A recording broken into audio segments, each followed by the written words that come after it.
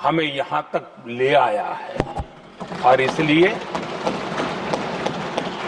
इस महान उपलब्धि के लिए संविधान निर्माताओं के साथ साथ मैं देश के कोटि कोटि नागरिकों का आदरपूर्वक नमन करता हूं जिन्होंने इस भावना को,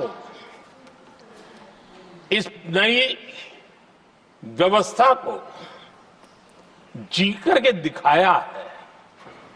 संविधान निर्माताओं की जो भावनाएं थी उसको जीने में पिछले 75 साल भारत का नागरिक हर कसौटी पर खरा उतरा है और इसलिए भारत का नागरिक सर्वाधिक अभिनंदन का अधिकारी है। आदरणीय सभापति जी, संविधान निर्माता इस बात में बहुत सजग थे।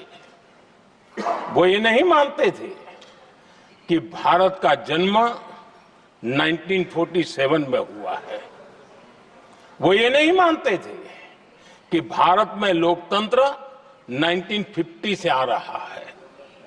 वे मानते थे यहां की महान परंपरा को, महान संस्कृति को, महान विरासत को, हजारों साल की उस यात्रा को, उसके प्रति वो सजग थे। उनको इस बात का पूरा भान था। आदरणीय सभापति जी, भारत का लोकतंत्र, भारत का गणतांत्रिक अतीत बहुत ही समृद्ध रहा है, विश्व के लिए प्रेरक रहा है और तभी तो भारत आज मदर ऑफ डेमोक्रेसी के रूप में जाना जाता है। हम सिर्फ विशाल लोकतंत्र है इतना नहीं, हम लोकतंत्र की जननी है। आदरणीय सभापति जी, मैं जब ये कह रहा हूं तो मैं 3 महापुरुषों के कोट इस सदन के सामने प्रस्तुत करना चाहता हूं। राजर्षि पुरुषोत्तम दास टंडन जी, मैं संविधान सभा के अंदर हुई चर्चा का उल्लेख कर रहा हूं। उन्होंने कहा था, सदियों के बाद हमारे देश में एक बार फिर ऐसी बैठक बुलाई गई है, यह हमारे मन में अपने गौरवशाली अतीत की याद दिलाती है, जब हम स्वतंत्र हुआ करते थे, जब सभाएं आयोजित की जाती थी जिसमें विद्वान लोग देश के महत्वपूर्ण मामलों पर चर्चा करने के लिए मिला करते थे। दूसरा कोट मैं पढ़ रहा हूं डॉक्टर राधाकृष्णन जी का। वे भी इस संविधान सभा के सदस्य थे।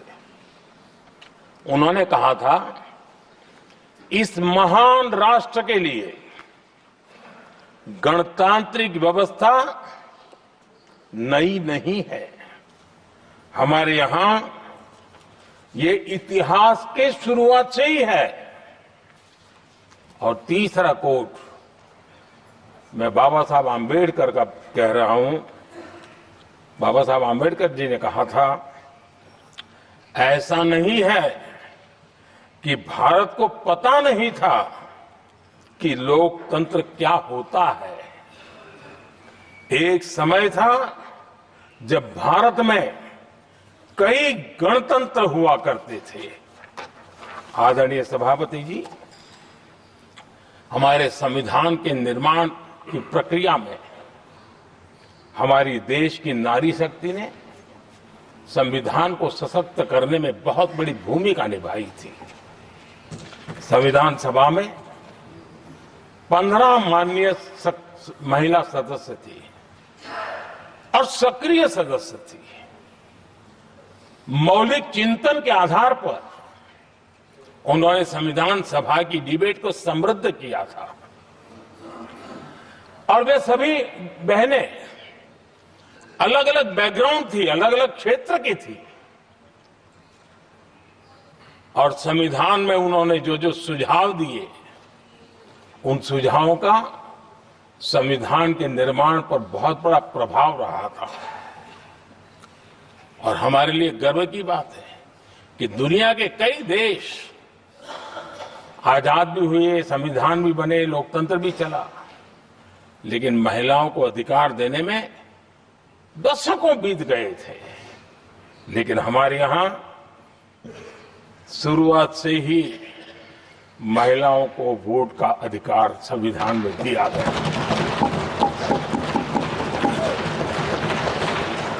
आदरणीय सभापति जी, जब G20 समिट हुई, उसी भावना को आगे बढ़ाते हुए, क्योंकि संविधान की भावना को लेकर के हम सब जीने वाले लोग हैं, हमने G20 की अध्यक्षता के दरमियान विश्व के सामने विमेन लेड डेवलपमेंट का विचार रखा। और विश्व के अंदर विमेन डेवलपमेंट से अब आगे जाने की जरूरत है, और इसलिए हमने विमेन लेड डेवलपमेंट की चर्चा को अंजाम दिया। इतना ही नहीं, हम सभी सांसदों ने मिलकर के एक स्वर से नारी शक्ति बंधन अधिनियम पारित करके